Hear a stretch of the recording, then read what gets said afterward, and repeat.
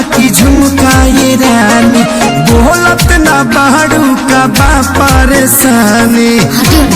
अरे बोला का बात बा, पायल भुलाइल बाकी झुमकाए रानी, बोलत ना बाड़ू का बाटे परेशानी। काहे तोहर भोरे से लटकल बलोला हो लटकल बलोला।